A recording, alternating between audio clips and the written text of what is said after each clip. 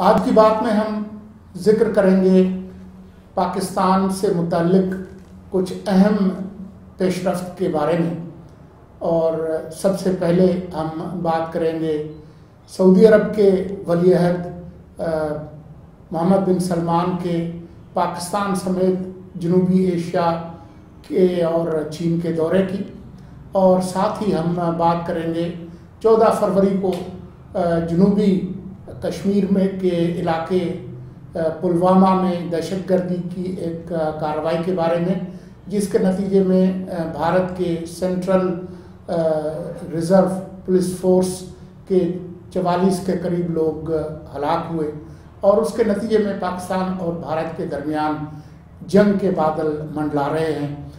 اسی کے پاکستان پر کیا اثرات ہوں گے اور اس خطے پر کیا اثرات ہوں گے، اس پر آج ہم گفتگو کریں گے۔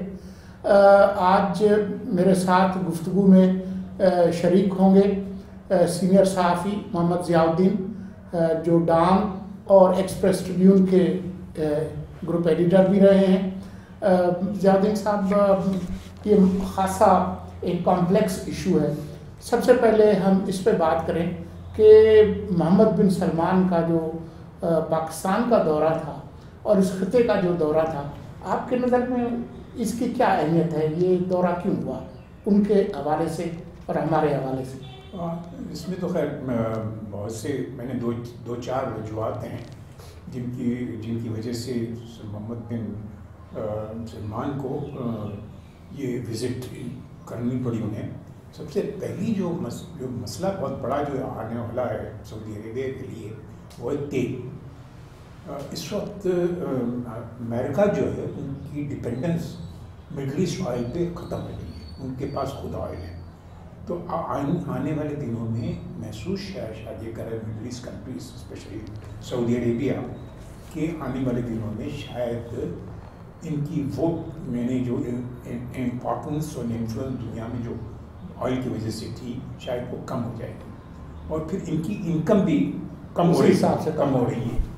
تو وہ شاید انویسٹمنٹ کے لیے باہر اپنی ریجن میں اپنا انویسٹمنٹ بڑھانے کے لیے، تاکہ انہیں رسک جو ہے نا وہ اسپریڈ آؤٹ ہو جائے کہ ہندوستان میں انویسٹ کر رہے ہیں $100 بلین کی بات کر رہے ہیں، پاکستان میں $20 بلین کی بات کر رہے ہیں، اور بھی آگے بھی میرے خیال سے چاہیں گے اور انویسٹ کریں گے۔ اور دوسری بات یہ کہ جو جیسی محمد بن سلمان جو ہے وہ کراؤن پرنس بنے، انہوں نے کچھ ریفارمز کیے، اس میں کچھ اپیرنٹلی لگے بہت اچھے ریفارمس ہیں، جیسے کرپشن کے خلاف ان کی جو موومنٹ جو تھی، اور پھر اوپننگ اپ، میوزک کے کنسرٹ شروع کروا دیے، موویز شروع کروا دی، لیکن اندر جو ہے ان کے خلاف خود سعودی عربیہ میں ایک نئی قسم کی اپوزیشن شروع ہو گئی تھی۔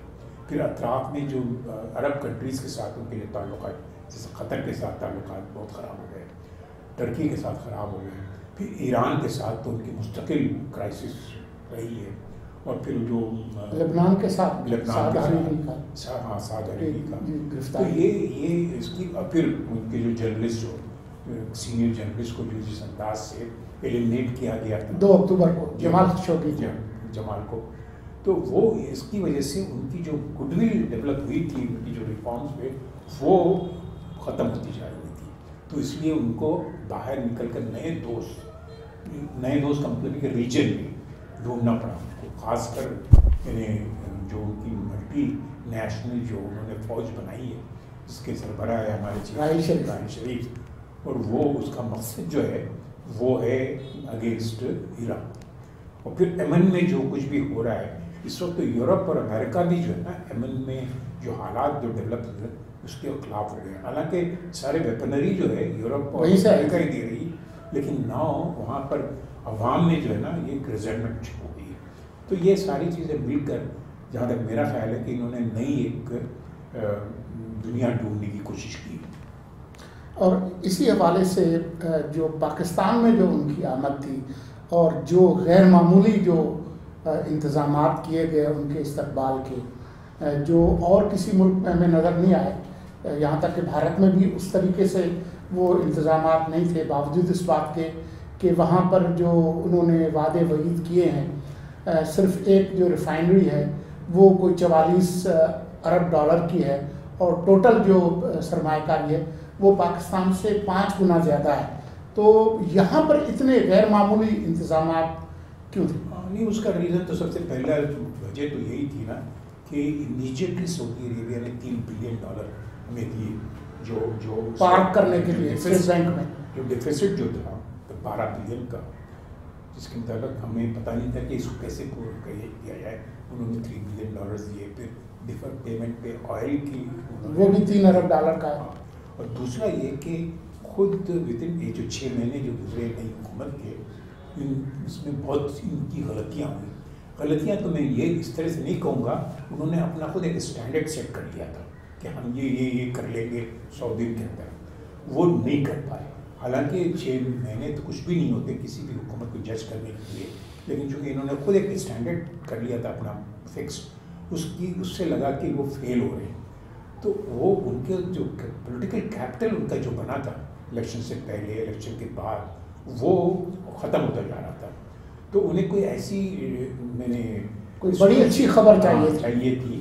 اور خاص کر خود پارلیمنٹ میں بھی دیکھیں، پنجاب میں اور نیشنل اسمبلی میں ان کی بڑی پریکیریس میجورٹی ہے، یعنی مائنورٹی ہے ایکچولی. تو ان کے اپنے اراکین قومی اسمبلی میں 156 ہیں. جی ہاں. اور جو متحدہ حزب اختلاف ہے ان کے اراکین کی تعداد بھی 156 ہے. برابر. جو ان کے جو کولیشن پارٹنرز ہیں وہ کبھی بھی ادھر ادھر ہو سکتے ہیں. اور خود پنجاب اسمبلی میں بھی جو اکثریت ہے وہ چند ووٹوں کی ہے. اور پھر چیف منسٹر کی وجہ سے جو ان کو سیٹ بیکس ملے ہیں پنجاب کے، تو یہ سب کچھ دیکھتے ہوئے انہیں چاہیے تھا کہ کوئی ایسا شو جو لوگوں کے ذہنوں سے وہ ساری چیزیں ہٹا دیں جو فیلئرس نظر آ رہے تھے. تو اس کے لیے انہوں نے ظاہر ہے کہ ایک تو سعودی عربیہ کے ساتھ جو ریلیشن شپ پاکستان کی رہی ہے وہ the last 70 years، اور پھر ہر ایشو ہر جنکچر میں انہوں نے ہماری مدد بھی کی ہے. ایک تو یہ جو چیز ہے. دوسرا یہ کہ پوری قوم جو ہے وہ سعودی عربیہ کی طرف جو دیکھتی ہے، مکہ مدینہ کی وجہ سے دیکھتی ہے. تو یہ انہوں نے استعمال کیا اس چیز کو، اور بہت ہی اچھے طریقے سے استعمال کیا. اور وجہ یہی تھی کہ اتنی ہائی پروفائل قسم کی جو ہے نا ان کو ریسیپشن دیا گیا. اور لیکن ساتھ ساتھ یہ بھی ذہن میں رکھنا چاہیے کہ جس انداز سے ان کے جو foreign minister of state foreign affairs Adel al Jubeir, ہاں، انہوں نے جوائنٹ پریس کانفرنس میں شاہ محمود قریشی کے ساتھ ایران کے خلاف جو بولا، یہ بہت ہی ان یوزول چیز تھی ڈپلومیٹک نارمس میں، کہ کسی کے ملک میں بیٹھ کے آپ کسی دوسرے ملک کو اس طرح سے کرٹیسائز کرتے نہیں. لیکن ہم نے وہ بھی اس کو بھی ٹالریٹ کیا. حالانکہ ہمارے جو تعلقات ایران کے ساتھ ہیں وہ چونکہ وہ پڑوسی ہیں ہمارے، ہم وی کانٹ گیو اپ میں ایک ایسی جغرافیکل کمپلشن ہے، ہم اس سے الگ بھی نہیں ہو سکتے. اور خود ہمارے ملک میں بھی ایک کمیونٹی ہماری جو ڈیوائڈڈ ہے، اس میں کافی ایسے لوگ ہیں جو ایران کو پسند کرتے ہیں. تو یہ اس کی وجہ سے یہ بہت ہی انیوژل ڈپلومیٹک موو تھا جو پاکستان جو نے اس کو ایکسیپٹ کیا. یہ بہت ہی عجیب سی بات تھی، یعنی یہ ہونا نہیں چاہیے تھا، ہو گیا. تو یہ تو مجھے لگا کہ ایک سیٹ بیک تھا.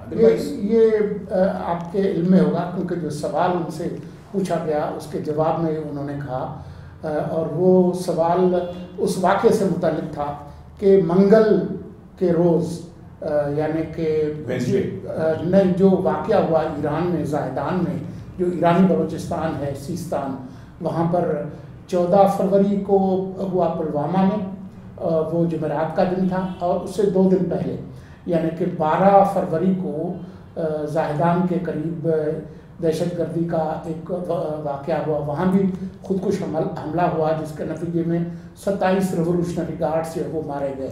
اور اس پہ جو ایران میں جو شور تھا، انہوں نے جو الزام لگایا پاکستان پہ کہ یہ گروپس وہاں سے آپریٹ کرتے ہیں، جیش العدل جس گروپ کا نام ہے.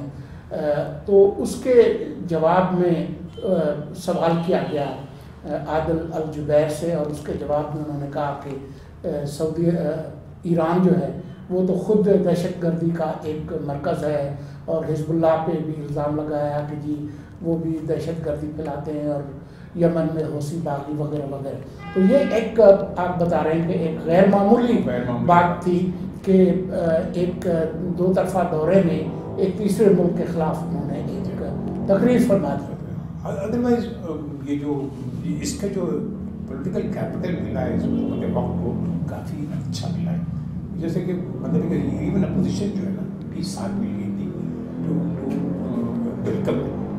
یہ ویسے ایک اور ایک جو بات گڑبڑ ہوئی تھی وہ نہیں کرنا چاہیے تھا حکومت کو کہ اپوزیشن کو انہوں نے کسی فنکشن میں نہیں بلایا. ہاں یہ اگر اس پورے دورے کے انتظامات کے حوالے سے بات کریں, ایک جس طریقے سے استقبال کیا گیا نور خان ایئرپورٹ پہ, جی وہ F-16 اور دوسرے JF تھنڈر جہاز جی وہ ان کو لے کر آئے, اور عمران خان خود وہاں پر گئے, اور ریسیو کس نے کیا؟ عمران خان نے, وزیر اعظم نے اور آرمی چیف نے. باقی ان کی کابینہ جو ہے وہ وہاں, ہاں, اور جو کابینہ وہاں پر وزیر اعظم ہاؤس میں بھی جو انہوں نے گارڈ آف آنر کے بعد جو انہوں نے تعارف کرایا اس میں کوئی خاتون وزیر شامل نہیں تھی. پھر انہوں نے یہ کیا کہ حزب اختلاف کی جو اکثر جو قائدین تھے ان کو نہیں بلایا, بلکہ فواد چودھری جو وزیر اطلاعات ہیں انہوں نے مذاق اڑایا کہ جی ان کو بلانے کی کیا ضرورت ہے. تو قومی اسمبلی میں خاص طور پر قائد حزب اختلاف وغیرہ ان کو انہوں نے نہیں بلایا.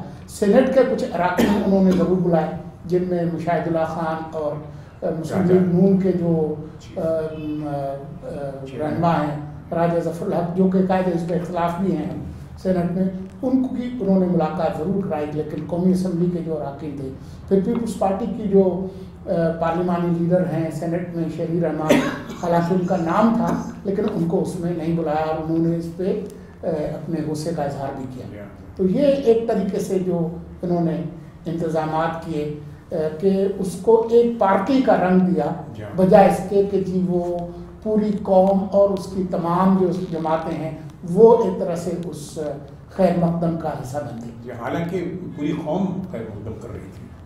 اس چیز کو اگر ذہن میں رکھا جاتا کہ بھائی سعودی عربیہ کے ساتھ تعلقات ہمارے اتنے اچھے, میڈیا کی کوریج کیسی ہے؟ کوریج بھی کوئی زیادہ اچھی نہیں رہی, اتنی زیادہ مطلب ہے کہ ان دا سینس کہ جو پریس کانفرنسز جو ہوئے تھے دونوں کی جوائنٹ پریس کانفرنس, تو اس میں مجھے لگا یہ کہ بہت ہی شارٹ پریس کانفرنسز تھی. لیکن اسی میں جو جس کا بہت فائدہ اٹھانے کی کوشش کی, ایک تو وہ 2100 جو قیدی جو سعودی جیل میں تھے ان کو ایک رات پہلے جو عشائیہ تھا اس میں عمران خان نے ایسے ہاتھ باندھ کے بار بار جیسے ایک طرح سے ترلے منت کہتے ہیں وہ کی کہ جی یہ میرے بہت قریب ہیں, مہربانی کریں. یہ اچھی بات ہی ہوگی کیونکہ بہت قیدی تھے, اور کہتے ہیں کہ بہت سے ایسے قیدی تھے جن کے کوئی قصور اتنا زیادہ بڑا, وہ ایک چھوٹے سے ان کے وہ مس ڈیمینرس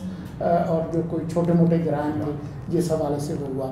لیکن اس کے بعد یہ ہوا کہ انہی دنوں میں یہ 17 فروری کو یہاں آئے, آنا 16 کا تھا, لیکن وہ دورے کی ایک دن جو ہے وہ اس میں تاخیر ہوگی, اور اسی میں انہوں نے ملیشیا اور انڈونیشیا کا وزٹ کینسل کیا, اور یہاں پر وہ آئے 17 کو اور 18 کو چلے گئے. کوئی 20 گھنٹے کا اسٹے تھا جس کو ہماری میڈیا میں 2 دن کا دورہ کر کے پیش کیا گیا, جو کہ وہ ایک دن بھی بڑی مشکل سے بنتا.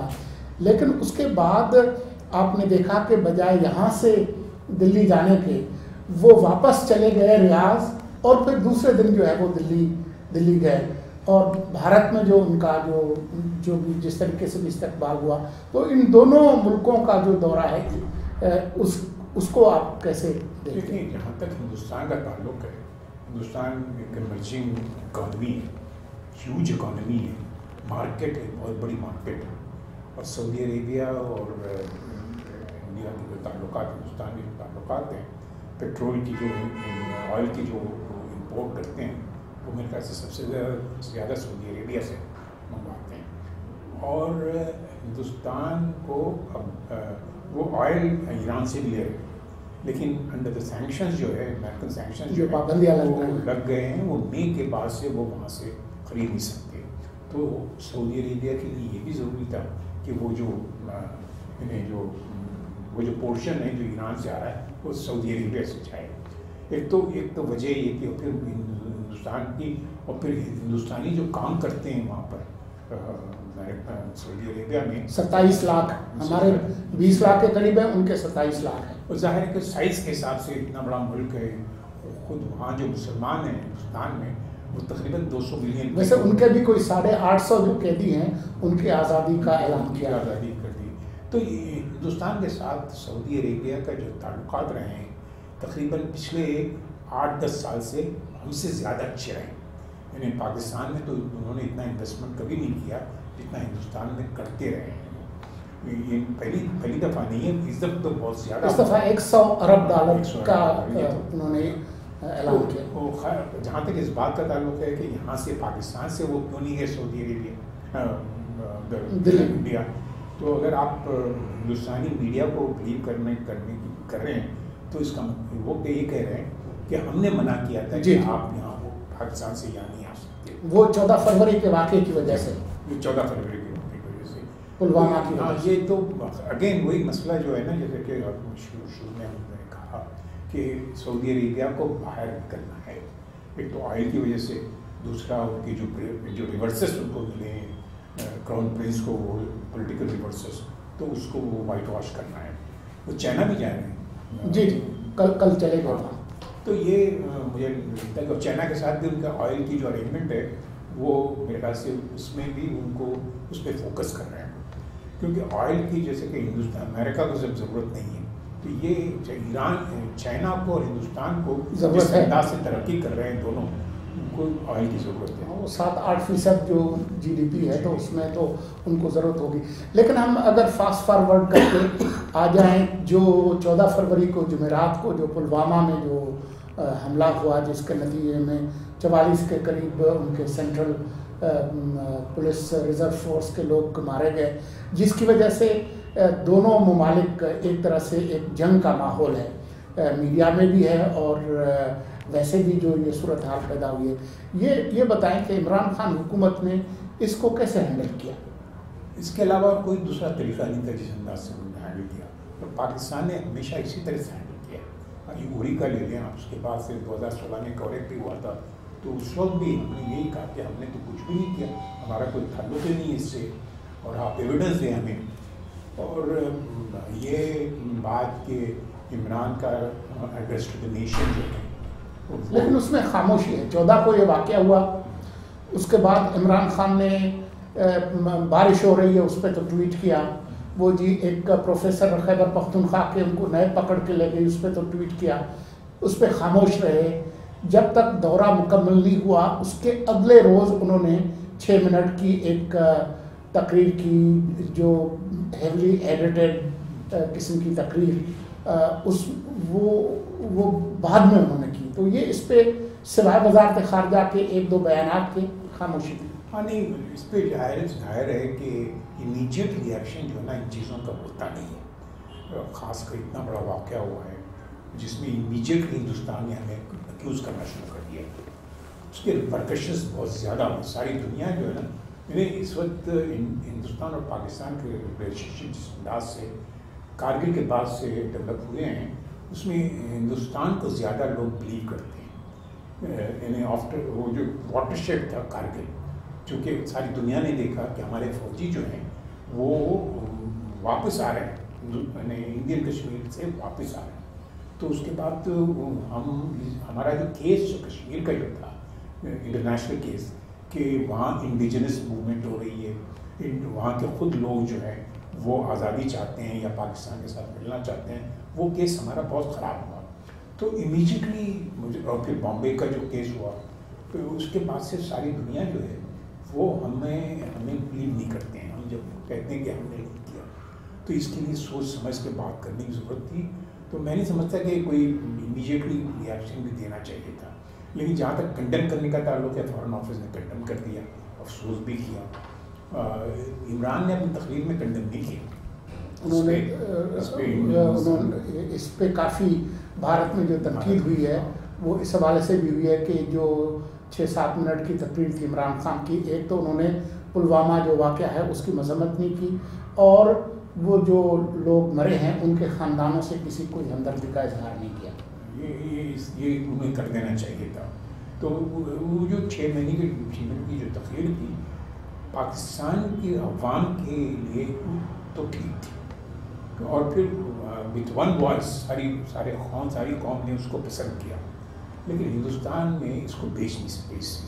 اس تقریر کے سے پاکستان کی کوئی پوزیشن جو ہے نا کلیئر نہیں ہوئی، کیونکہ وہاں پر وہی وار فرنزی چلتی رہی اور حالات بگڑتے چلے گئے.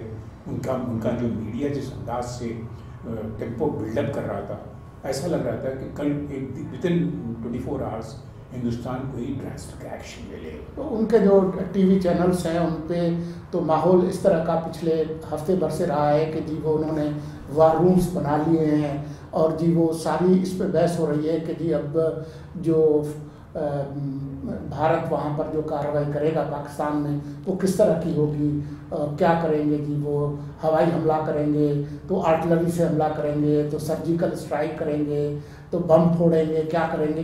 وہ ایک جنگی صورتحال جو ہے وہ پیدا کر دی گئی ہے. تو آپ کے نظر میں کیا ان کے پاس آپشنس کیا ہیں بھارت کے پاس؟ جیسے کہ آپ نے ابھی تھوڑی دیر پہلے ایسے جو ڈسکس کیا تھا کہ اکانومی اس وقت بوم کر رہی ہے. وہ آج ہی مودی نے کہا کہ ہم $5 ٹریلین کی GDP پہ چلے جائیں. وہ کوئی ایسا کام نہیں کریں گے جس سے وہ اکانومی جو ہے نا ریورس گیئر پہ چلے گی. جنگ جو ہے وہ ہمیشہ نقصان دہ ہوتی ہے، چاہے وہ جیتنے والا ملک ہو یا ہارنے والا ملک ہو. دونوں کے لیے جنگ، خاص کر اکانومی جو معیشت جو ہے وہ میس اپ ہو جاتی ہے. تو سب سے پہلا مسئلہ تو یہ ہے. دوسرا مسئلہ جو ہے وہ نیوکلیئر فلیش پوائنٹ. یعنی ساری دنیا جو ہے وہ جب دیکھتی ہے کہ دونوں ممالک جو ہیں ایٹمی طاقت ہیں اور دونوں میں حالات خراب ہو رہے ہیں، تو وہ ایسا لگتا ہے کہ کچھ نہ کچھ ہو جائے گا تو روکو ان کو. ایون ٹرمپ نے جو آپ یہ کہہ سکتے ہیں کہ پاکستان کی طرف ان کا کبھی جھکاؤ رویہ نہیں رہا، لیکن وہ بھی اس میں ہندوستان کو کہہ رہے ہیں وہ کہ ذرا سا تھم کر، اور ساری دنیا یہ اس کے باوجود ہے کہ برطانیہ اور فرانس نے اور روس نے یہ کہا ہے کہ اب وہ دوبارہ کوشش کریں گے کہ یہ جو مسعود اظہر صاحب ہیں ان کو اور ان کی تنظیم کو دہشت گرد قرار دینے کے لیے ایک بار پھر قرارداد پیش کریں. لیکن پچھلی دفعہ بھی چین کی وجہ سے وہ ایسا کر نہیں سکے تھے. تو سعودی عرب کا جو دورہ رہا بھارت کا، اس میں بھارتی بہت سے جو اسٹریٹجسٹ اور پالیسی میکرز تھے ان کو یہ توقع تھی کہ وہ سعودی عرب اس معاملے پر پاکستان کی بجائے بھارت کا ساتھ دے گا اور مودی جو ہے وہ ان کو اپنی طرف کھینچ لیں گے. لیکن ہوا کیا؟ ہاں نہیں، یہ بات تو بڑی سگنیفیکنٹ ہے. ایک تو خیر سعودی عربیہ جو ہے ہندوستان اور پاکستان کے سلسلے میں ہندوستان کو وہ ایز اے بگ مارکیٹ تو ضرور کریں گے، لیکن جہاں تک پاکستان کا تعلق ہے اور پاکستان کے جو ہمارے فوجی جو ہیں وہ وہاں پر ٹریننگ کے لیے بھی جاتے ہیں اور بڑا قریبی تعلقات ہیں ہمارے ملٹری سے سعودی عربیہ سے. تو وہ کوئی ایسی بات نہیں کریں گے کسی بھی جگہ پہ جا کے جس سے ایسا لگے کہ وہ ہندوستان کا ساتھ دے رہے ہیں اس ایشو پر. تو اس وجہ سے جو مشترکہ اعلامیہ آیا اور جو ان کے وزیر خارجہ نے جو وہاں انڈین ٹی وی چینلز کو انٹرویو دیے ان میں کسی میں بھی انہوں نے پاکستان کو مورد الزام قرار نہیں دیا.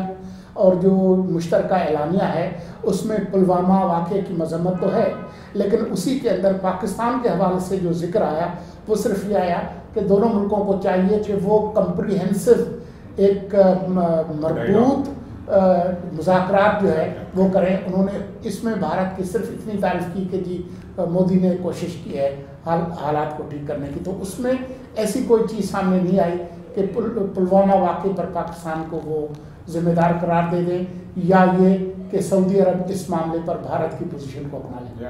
انہوں نے ایک طریقے سے ہندوستان کو شاباشی دی ہے کہ آپ نے بڑا اچھا کام کیا، کہ آپ نے کچھ نہیں کیا، آپ کا ریئیکشن جو ہے آپ کا بہت اچھا رہا. تو یہ اس طرح سے مجھے لگا یہ کہ وہ ان کو انکریج کر رہے ہیں کہ آپ کینیٹک کام کوئی نہ کریں، کہ فوجی حملہ نہ کریں، آپ بات چیت کریں. اور بات چیت والی بات جو ہے ساری دنیا دیکھتی ہے کہ بات چیت کریں. اور انہیں اکثر یہ بھی آفر ہوئے ہیں, میڈیشن کی بھی آفر ہوئی ہے, یو این نے بھی, چین نے بھی یہی کہا ہے کہ ہم اس میں اگر آپ بات کرنا چاہتے ہیں تو ہم مدد کرنے کے لیے تیار ہیں, لیکن آپ تناؤ کو کم کریں. دونوں ملکوں پہ یہ زور دیا ہے. لیکن اب یہ ہے کہ 27 تاریخ کو بدھ کے روز چین میں بھارت, روس اور چین کے وزراء خارجہ کا ایک اجلاس ہے. اس میں یقیناً بھارت کوشش کرے گا کہ وہ چین کو قائل کرے کہ پلوامہ واقعے پر وہ کوئی سخت اسٹینڈ لے. نہیں, چین کا بھی حال وہی ہے جو سعودی عربیہ کا ہے ویزاوی پاکستان کی طرف چین بھی جو ہے کوئی ایسی سچویشن ڈیولپ, کسی ایسی سچویشن کو وہ سپورٹ نہیں کرے گا, کوئی ایسے موو کو سپورٹ نہیں کرے گا جس سے پاکستان کو کوئی نقصان ہو. کیونکہ اگین سعودی عربیہ کو تو 71 سال کی ہماری دوستی ہے اور مکہ مدینے والی, یہ ان کے لیے تو ہم ونڈو ٹو دا ورلڈ رہے ہیں. یعنی ہم نے ان کی اس وقت سے مدد کی ہے جب سے یہ بمبو کٹے کے اندر بند تھے, اور اس کے بعد سے یعنی مطلب میوچل رہا ہے ہم ایک دوسرے کی. اور خاص کر ہم ان کے ساتھ بھی ہمارے فوجی تعلقات جو ہیں بڑے اسٹرانگ ہیں. یعنی ہماری جو ویریس ڈیولپمنٹ جو ہے سائنٹیفک ٹیکنالوجیکل جنگ کے ملٹری میں انہوں نے چائنا نے ہماری بڑی مدد کی ہے.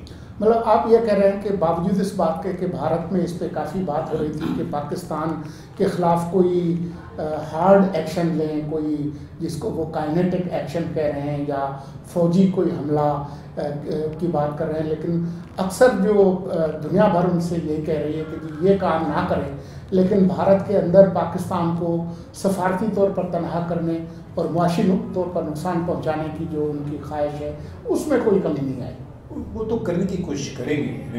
اگین ریجن میں اگر آپ دیکھیں ایک اکانومی ہے جو ہم سے 10 گنا زیادہ بڑی ہے اور باقی کی دوسری جو اکانومیز ہیں وہ چھوٹی چھوٹی ہیں, تو وہ ویری کاؤنٹ کر سکتے ہیں پاکستان کو. پاکستان جو ہے پاکستان کی معیشت جو ہے اس وقت اس اسٹیج پہ ہے کہ وہ اگر ہندوستان کوشش کرے کہ ہماری جو ایکسپورٹس ہیں اس کو وہ کم کرنے کی کوشش کرے, اور انہوں نے کوشش بھی کی. بہت سی ایسی جو ہماری گوڈز ہیں لیدر میں اور ٹیکسٹائل میں, کارپٹس میں, کہ وہ انہوں نے ہماری مارکیٹ لینے کی کوشش کی ہے بائی ڈمپنگ پرائسز پہ. تو یہ بہت ہی, لیکن ابھی یہ جو واقعہ ہوا پلوامہ کا, اسی کے دوران جو پاکستان کے خلاف اقدامات انہوں نے کیے اس میں جو موسٹ فیورڈ نیشن اسٹیٹس جو تھا وہ بھی انہوں نے لے لیا اور کہا کہ جو چیزیں پاکستان سے آئیں گی اس پہ کوئی 200% وہ اس پہ ڈیوٹی لگائیں گے. اس سے کوئی فرق پڑے گا؟ فرق تو پڑے گا کیونکہ ہمارے ویسے بھی ایکسپورٹس جو ہے نا اٹھ نہیں رہے, چل نہیں رہے, آگے نہیں جا رہے. ہندوستان سے ہماری کوئی تھوڑی بہت بھی جو ملینس, میرے خیال سے 500-600 ملین ڈالرس کی ہوگی یا بلین ڈالر کی ہوگی آفیشیل, وہ اگر نہیں ہو تو ہمارا نقصان تو ہمارا ہوگا. جہاں تک ایم ایف این کا تعلق ہے, ایم ایف این سے ہمیں کوئی اتنا بڑا فائدہ نہیں ہوا کیونکہ ایم ایف این تو دے دیا انہوں نے, لیکن نان ٹیرف بیریئرز وہ اتنے ہیں کہ ہم ان کی مارکیٹ میں کچھ ایکسیس نہیں کر سکتے تھے. تو یہ اس کے نتیجے میں کوئی زیادہ, لیکن یہ جو وہاں اس پلوامہ واقعے کے بعد جو تناؤ ہوا, بھارت کی اندرونی سیاست میں ایک اہم سوال یہ تھا کہ الیکشنز وہاں ہونے والے ہیں 2-3 مہینے میں. اگر مودی بہت زیادہ کمزوری دکھاتے ہیں پاکستان کے حوالے سے تو ان کے جو مخالفین ہیں کانگریس وغیرہ اس کو ایکسپلائٹ کریں گے, اور اگر یہ پاکستان کے خلاف کسی قسم کی کوئی سخت کارروائی کر پاتے ہیں جس سے پاکستان کو کوئی وہ بڑا نقصان دے سکیں تو اس کا وہ سیاسی فائدہ اٹھائیں گے الیکشن میں. وہ کیا نظر آ رہا ہے؟ نہیں, میرے سمجھتے ابھی میں نے پچھلے کتاب میں نے پڑھی تھی ناٹ وار ناٹ پیس. یہ بہت ہی ایکسپرٹ ہیں, نام میں ان کا بھول رہا ہوں, میرے خیال سے رشین نژاد کے ہیں لیکن امریکن ہیں. انہوں نے تو انہوں نے یہ کہا کہ 3 جو برانچز ہیں, سب کنونشنل, کنونشنل اور نیوکلیئر, اس میں تینوں میں دونوں ممالک میں ایسی پوزیشن ہے کہ کسی نہ کسی نے ایک جو ہے نا ایک کا پلہ بھاری ہے. تو کوئی رسک یہ نہیں لے گا کہ وہ کوئی ایسی جنگ چھیڑے جس سے اس کا نقصان ہوا. کوئی یعنی ضروری نہیں کہ اگر وہ سب کنونشنل وار میں اگر ہندوستان بہت آگے ہے، کنونشنل وار میں بہت آگے ہے، تو نیوکلیئر میں کرائسس ہو سکتی ہے. اور پاکستان کی طرف سے بھی یہی ہے کہ اگر ہم نیوکلیئر ڈیٹرنٹ تو ہمارے پاس ہے، ہم حملہ نہیں کر سکتے. لیکن حملہ کرنے سے لازمی طور پر آپ الیکشن جیتیں گے یہ کوئی ضروری نہیں ہے، کیونکہ اگر آپ کو یاد ہو کہ جو نومبر 2008 میں جو ممبئی کا واقعہ تھا وہ اس سے بہت بڑا تھا. اپنے میگنیٹیوڈ کے حوالے سے دنیا کے زیادہ ممالک اس سے متاثر ہوئے تھے، لیکن اس کے باوجود جنگ کے بادل گہرے تھے، لیکن بھارت نے حملہ نہیں کیا. منموہن سنگھ نے اس کے باوجود وہ الیکشن جیت گئے. تو یہ اپنے طور پر کوئی لازمی نہیں ہے کہ اگر آپ جنگ نہیں کریں گے تو آپ لازماً الیکشن ہار جائیں گے. یہ کوئی آپس میں اس طریقے سے جڑی ہوئی بات نہیں. ہندوستان میں پچھلے کچھ 15-20 سال سے کسی نے کہا کہ کچھ تبے پہ روٹی جیسی ہوتی ہے، آپ مستقل ایک پرت پہ نہیں رکھ سکتے، اس کو الٹانا پڑتا ہے. تو یہ نئی حکومت آتی ہے ہر 5-6 سال کے بعد ہندوستان میں، کیونکہ اگر روٹی رہے گی تو جل جائے گی، ایک ہی پرت پہ رہے گی تو جل جائے گی. تو یہ ہے مسئلہ ہندوستان کا. یہ ضروری نہیں ہے کہ بی جے پی پھر جیت جائے. تو اب یہ کیونکہ دوسرے بھی ایشوز ہیں وہاں پر ہندوستان میں. انہیں ایک طرف تو ٹھیک ہے ان کی اکانومی بوم کر رہی ہے، لیکن غربت بھی بہت زیادہ ہے. انہیں غربت تقریباً 50% آف دا پاپولیشن جو ہے نا آج بھی کرائسس میں ہے. وہاں کی اتنی کوئی نہ ہو، یعنی ان کی اکانومی بوم تو کر رہی ہے لیکن ایک خاص طبقے جیسے یعنی انیکوالٹی جو ہے نا بڑھ رہی ہے. تو ابھی ہم دیکھیں گے کہ جو 27 تاریخ کو چین میں جو وزرائے خارجہ کی کانفرنس ہے بھارت، چین اور روس کی، اس کے نتیجے میں بھارت کے اندر یہ جو خواہش ہے کہ چین کو کسی طرح سے آمادہ کیا جائے اور پاکستان کے متعلق اپنی جو پالیسی ہے اس میں کوئی تبدیلی لا سکیں، اس میں ان کو کتنی کامیابی ہوتی ہے. کل فائنینشیل ایکشن ٹاسک فورس کی جو جائزہ کمیٹی تھی پیرس میں، اس حوالے سے ہمیں پتہ چلے گا کہ وہ کیا کرنے جا رہے ہیں پاکستان سے متعلق، اور خود جو کلبھوشن یادو کے حوالے سے جو کیس ہے وہ کس کروٹ بیٹھتا ہے. یہ تمام چیزیں طے کریں گی. پاکستان کے اندر جو سیاسی عدم استحکام ہے وہ اب بھی جاری ہے. آج بھی قومی اسمبلی کے اندر ہنگامہ ہوا ہے، خاص طور پر سندھ اسمبلی کے جو اسپیکر سراج درانی کو جس طرح سے پکڑا ہے.